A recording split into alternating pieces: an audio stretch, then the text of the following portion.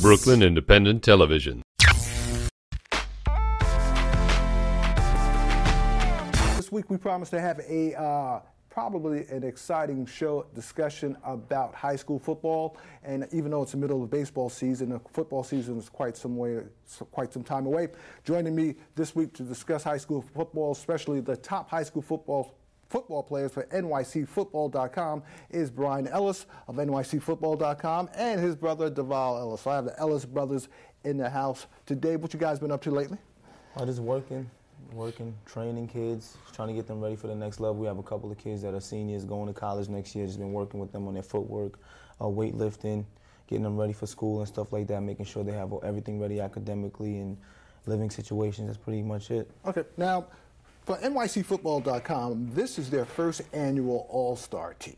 Mm-hmm. And especially, I know that other publications like the Daily News and the Post, they may have all-star teams, especially at the high school level. But this is the first one. As far as your criteria, and how did you go about picking each player? Explain that process. Well, we didn't want any politics, so we put it up as a blog where it's the players vote, the fans vote, and then we watch film and we voted as well. So it was 3 categories. We first got your nominations from the players. Then we went and looked at the film to see, is this kid good enough? And then we got the other viewers on NYC Football to say, yes, this kid is nice. This kid, no, he's not that good.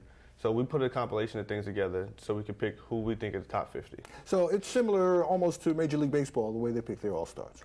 Yeah, we designed it after the Pro Bowl. It's pretty much the same way they do in the Pro Bowl when I was in the NFL. All the players vote based on statistics. You can't just have some random guy.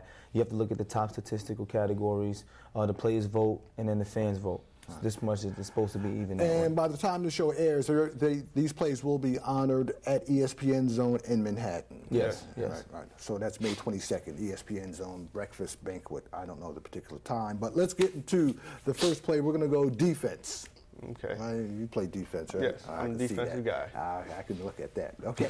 Check this out. We got strong safety Wayne Morgan. He's a sophomore at Erasmus High School. Let's go. Wayne Morgan, very explosive player. He likes to go for the big hit. He has great ball skills. He's a tremendous athlete.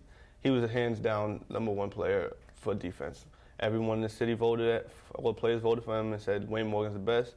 He has to be there as top safety, and then everyone else fell in after. So he was a sure hands-down guy. So straight out. Straight out, no questions asked, no conversation about it, no argument, no nothing. All right, it was Wayne Morgan. All right.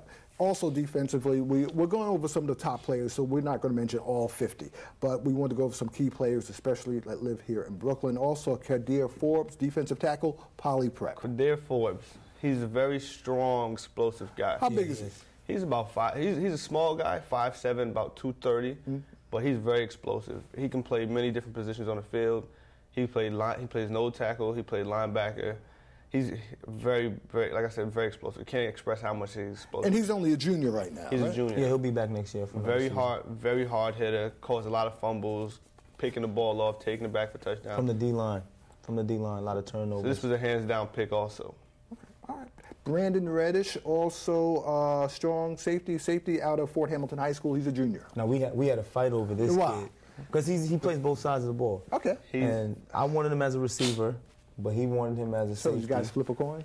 So we had a couple of those guys. Guys could have went both ways. I had to give him some. He had to give in to some. So I got the lucky one and got Reddish. But he's a tremendous athlete. Wherever he goes to play in whatever position he plays in college, best to him because he's going to excel. A lot of colleges looking at him? Oh, yes. Man, I got calls from all the offense coordinators I know in the big-time level, BC, Bowling Green, the Syracuses called me personally. A lot of Big East schools. A lot of Big East schools called me. I think Boston College, the ACC. What do you know about this Brandon Reddish kid? So his name is buzzing all over the country. Now, what about the strong safety, Morgan? Wayne Morgan? Are schools starting to also Well, he's a sophomore. He's very, very young, but he already had an offer from USC, I believe. As after his freshman year. Yeah, as a sophomore. I think he went there and ran a really good time at their camp, and that sealed the deal for them.